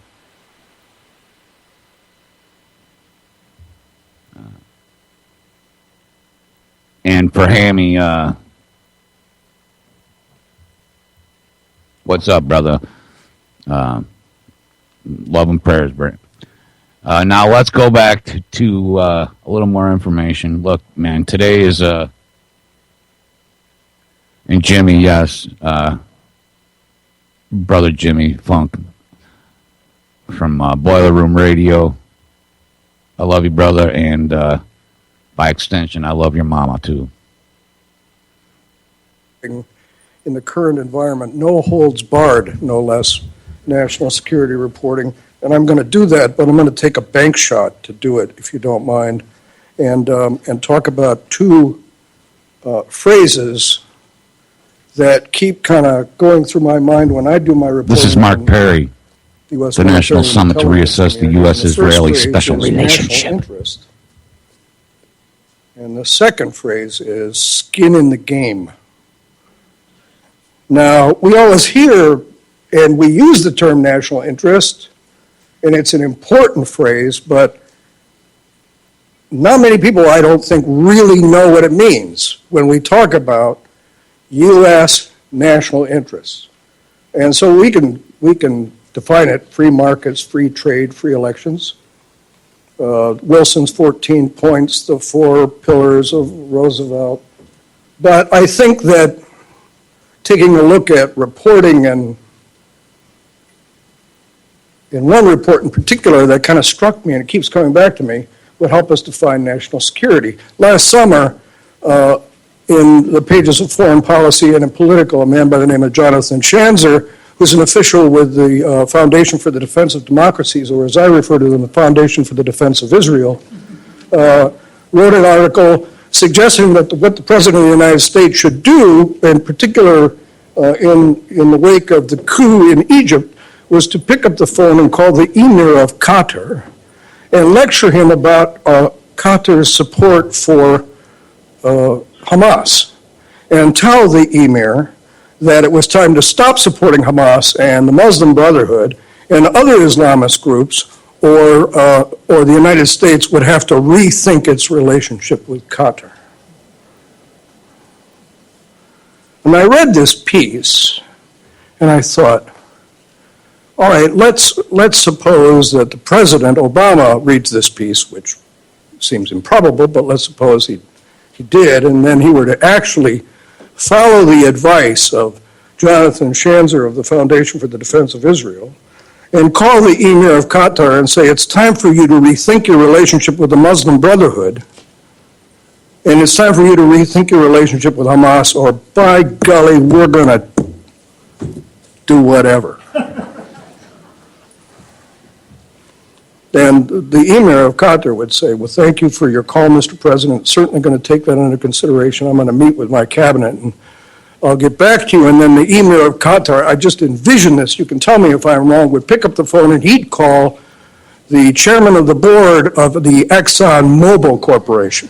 And he'd say, you know, I just got a call from the President of the United States, and maybe I'm out of line here, but I got lectured by him, and I'm wondering what you think about that. And the chairman of the board of ExxonMobil would say, well, it's a very interesting phone call. Let me talk to my government relations people in Washington and give me a few days, and I'll get back to you. And then he would probably call the President of the United States. I'm just hypothesizing here now. and he would say, Mr. President, there are 89,000 jobs in Texas dependent on a contract with the Emir of Qatar. That's our national interest. Jobs, trade, putting Americans to work. The U.S. Central Command, which protects U.S. and other shipping in the Persian Gulf, was formed in 1983 by President Ronald Reagan. Not to counter Iran, but to protect American shipping with a little old country, Qatar, because the then Exxon Corporation had signed a $50 billion contract with Qatar to ship natural gas to ports in Texas, which is the national interest. Not destroying Hamas and the Muslim Brotherhood. Free markets, free trade, free elections is the national interest. And those countries that can serve the national interests are our friends. The second phrase, now that's how I define national interest. And the second phrase is skin in the game. It's a pretty crude phrase. I'm sure you've heard it. It's used in the Pentagon all the time. When they talk about, when the military talks about the wars that they have fought and are fighting or might fight, and they talk about who America's friends are and who aren't America's friends, and how they sell the war or don't sell the war, how they support the war or don't support a war on Capitol Hill. And regularly, I will hear a colonel say, you know, the people we really respect when it comes to talk about war are those people with skin in the game. That is, who are willing to sacrifice their lives of their soldiers and their national treasure in protecting their national interest. And unless you have skin in the game, you don't count for much with the U.S. military. That's what skin in the game means. And I heard my friend Gareth Porter here this morning talking about a prospective war against Iran. And the skin in the game here would be U.S. skin and not Israel's. Now, the President of the United States gave a State of the Union address, and during his State of the Union address, he said that the Senate was considering a sanctions bill against Iran, that if it came to his desk, he would veto it. And the next day after he gave that speech,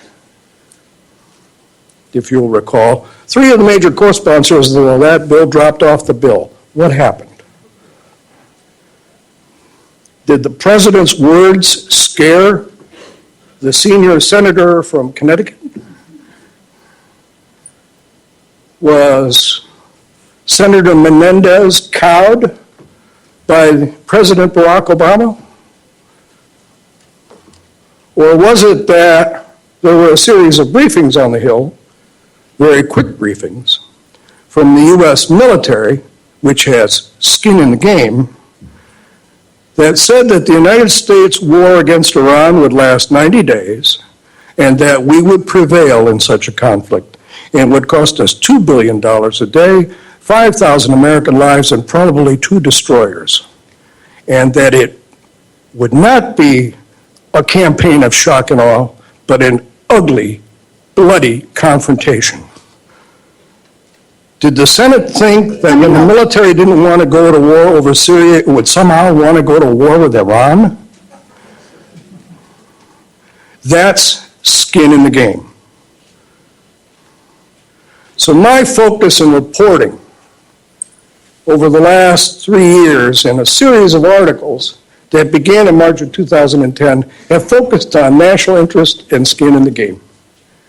And in March of 2010, I learned that General David Petraeus, who is the head of the U.S. Central Command, had been wandering through some of the towns and cities of Iraq during the surge, and when he went into many Iraqi homes, he would see a big picture in the living room, many Iraqi homes, of the holy sanctuary in Jerusalem. And invariably, the male of the family would say, you know, the Palestinian issue really, and he kept hearing it, and he kept hearing it. He went to his staff, this is General Petraeus, the smartest guy in the room, and he said, this Israeli-Palestinian thing is really a big deal here, isn't it? Telling you the truth. It kind of was starting to dawn on him as the head of the U.S. Central Command that the Israeli-Palestinian issue was providing an obstacle to the resolution of political problems in the Middle East, so he sent his staff out to visit the military staffs of his area of responsibility, the Arab countries' area of responsibility, and they said, the primary obstacle to the respect for America and American ideals and American national interest was the failure of the United States to resolve the Israeli-Palestinian conflict.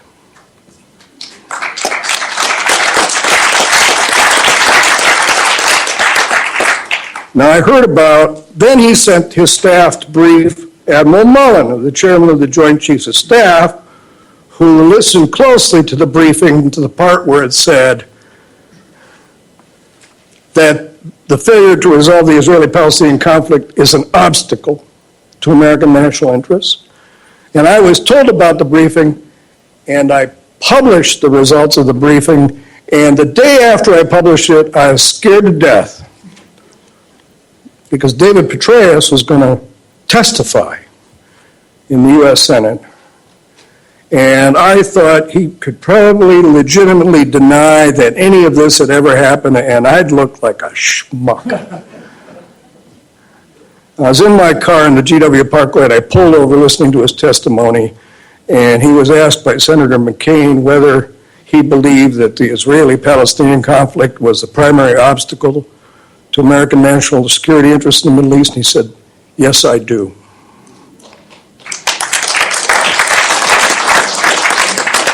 You could have heard a pin drop in this town. But it's been said again and again and again from the commanders of U.S. Central Command,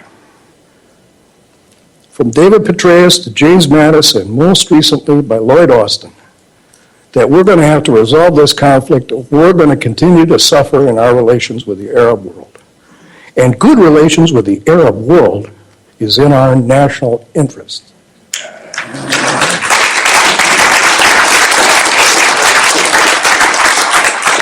I then reported two other articles which I urge you to read on foreign policy. One is a false flag about how Israel recruited members of the terrorist group Jandala by saying they were CIA agents. And the second article is on how Israel is going to use or had planned to use Azerbaijan as a launching point for an attack on Iran and how that affected and might affect our national interests and what the military thought about this. And I'll close with two comments. We're here to reassess the Israel-U.S. relationship. That's the name of this conference, and I'm going to be a little bit perhaps too optimistic. It is being reassessed.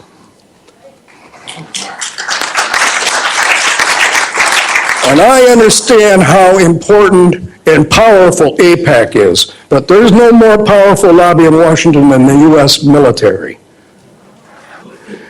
The Prime Minister of Israel might call the President of the United States, and the President might or might not take the call. But when the Chairman of the Joint Chiefs of Staff calls the President answers the phone. And that's the difference, because the President and the Chairman of the Joint Chiefs of Staff have skin in the game. Malcolm Hoenlein, I'll close with this, said recently, and I think this is important. Malcolm Hoenlein is the president of the Organization of Presidents of Major Jewish Organizations. You all know that, right? He said, and I want to quote him, when he was talking about the increasing sanctions on Iran, he said, I don't want to visit any more memorials to dead Jews, to which I think our response and the military's response is and has been, right. And we don't want to visit any more memorials to dead Americans. Thank you. And that's why I say, before you commit to having somebody's back, you should check and see if they got yours first.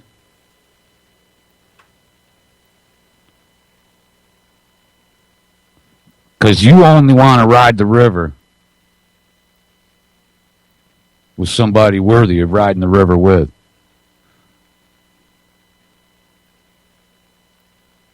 And I don't know if this is a popular message. And I don't know if, I'll make more enemies than anything else.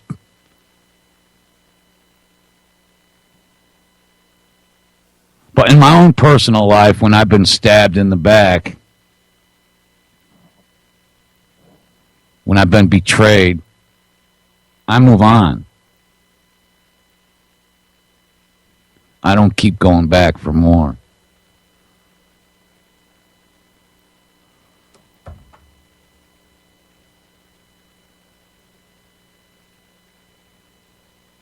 I watch my own six, yes, absolutely. And I always have. But I think I've highlighted today. And the reason, let me just tell you why I played these clips. I could have said all these things. I've done all this research myself. But do you want to hear some 45-year-old guy who was born the year after the attack on the USS Liberty tell you about the attack, or would you rather hear from guys that were on the ship who survived it? And that was my thinking.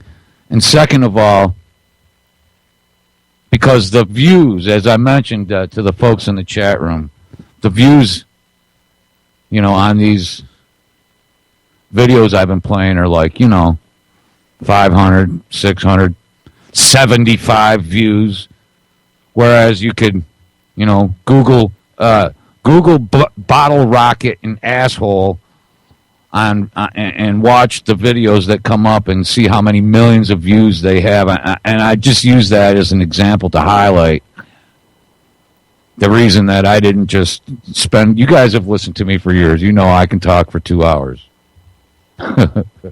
In fact, the real chore is try to get me to shut up for a few minutes if you're trying to be on the air with me,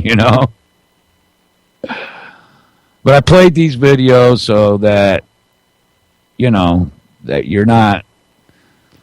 This isn't what JJ said. These are survivors. And today was my salute to Phil Turney, to Ernie Gallo, and to the other survivors of the USS Liberty.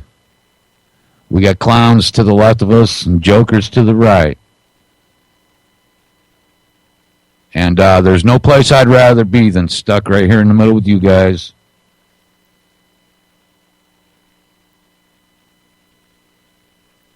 Smedley Butler once said, the decision to go to war, much like what our last speaker, the last clip I said, should be left to those who have to fight. And there ain't a goddamn frickin' banker on the battlefield, and there ain't a fucking politician there either. Pardon my language, pardon my French.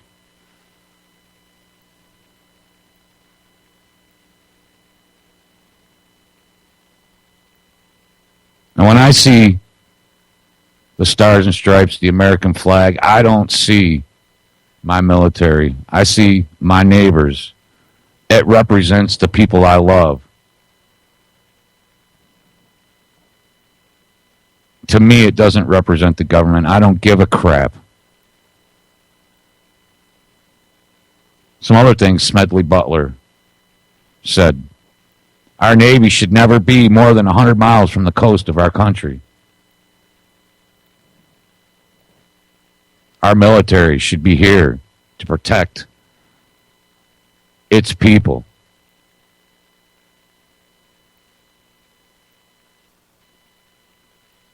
Patton, again. Yes. Anybody who has the courage to say something about the Israelis or about the Jews or about the Zionists, you're allowed to talk about Marxists, but don't throw Zionist or Jew in there with them.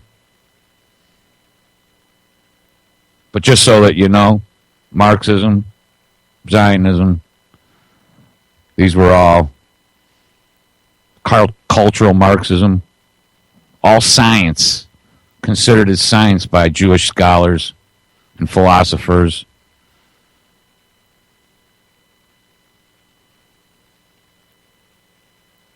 And maybe I'm not as articulate as some or as venomous. But you need to watch before you just go and start throwing your hat in the ring with someone. A little more than some Facebook memes and some info horror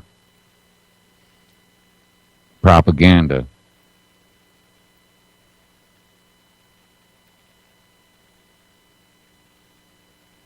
We got a lot of great shows here at UCY. Mine notwithstanding, the king of train wreck radio. But it's better than a gay replay, isn't it? So listen, I want to thank everybody for hanging out with me today and apologize for being lazy. But again, I can justify it. I would much rather have you, because I couldn't get a hold of anybody. Like I said, I dropped the ball. I should have been on this last week trying to set up somebody to come on. And I didn't. Sometimes I'm selfish with my own personal affairs, you know, thinking that I'm more important than others. That's why I try to be a humble person. I feel like humility keeps me centered. Not being humiliated, but being humble. And it's my endeavor not to humiliate others. But a humble man is a proud man, is a strong, quiet, and reliable person. Of course, I'm not quiet.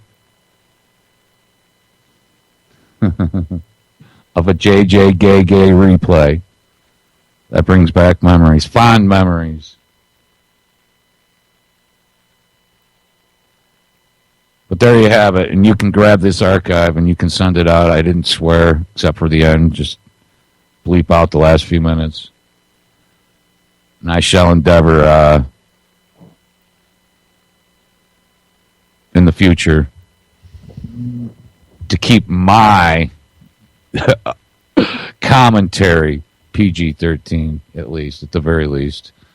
Now, will I have guests or will I play things that aren't necessarily the same? Yes.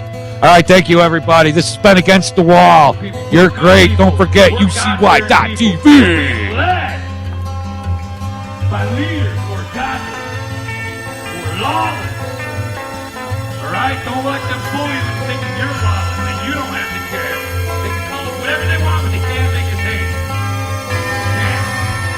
I'd rather die than be a slave to thee. Don't treat me this way.